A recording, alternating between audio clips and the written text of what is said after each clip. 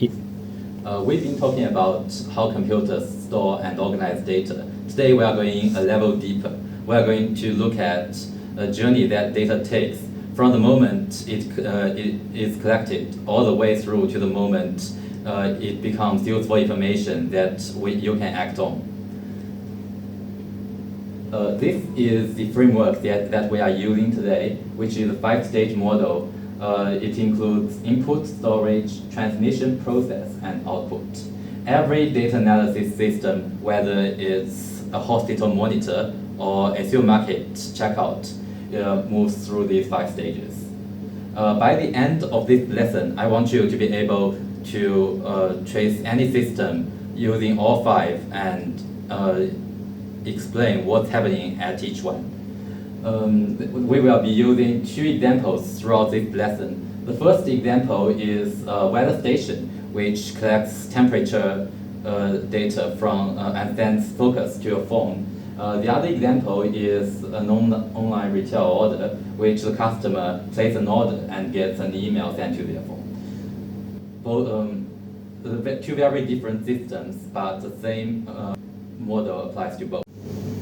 So before any analysis can happen, data needs to go to a system. That's what we call the input stage. The input is the first time that data exists. It is the real world being captured as a number, a signal, or a file that a computer can work with. In our weather station example, the temperature sensor is an input device. And right now it's reading 24.3 degrees Celsius. They're reading that a number is the input. The temperature sensor captures something real in the physical world and turns it into data and pass that into the system. At this stage, the computer doesn't know what that 24.3 actually means. It's just a number, and that's what makes it raw, unprocessed input. Input can take a lot of different forms. For example, keyboards. When you type something with that keyboard, that's an input. Like cameras, when you take a photo with that camera, that's also an input. A barcode scanner, when you use it to read some products, that's an input. And all of these inputs have something in common. It captures something real from the outside world and entering that to the digital system. So I got a question for you. What's the input for our online retail order example? What gets entered into a system when a customer places an order? I've heard customer names, addresses, and the choice that they make when the product they choose, and the payment details. All of these are inputs. So to conclude, input is raw and unprocessed data gets entered into the digital system from the outside world. It can come from sensors, keyboards, cameras, and any other input devices.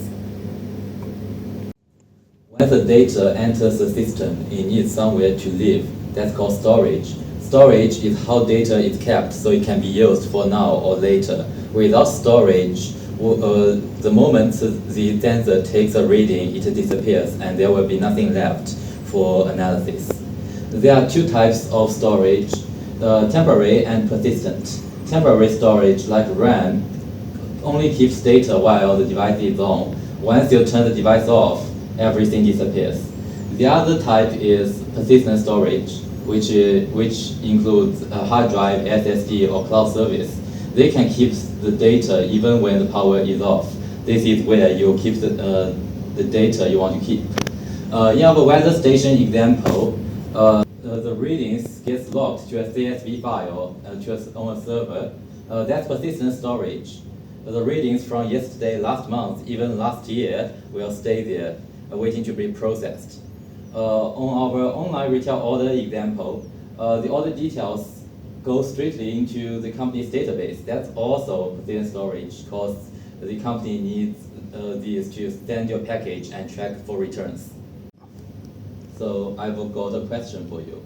What would happen if a hospital stored patient data in RAM only? Yeah, that's correct. If this hospital stored patient data in RAM only, when the power goes off, every patient's data gets disappeared. That's quite dangerous. Data usually doesn't stay in one space. It needs to move.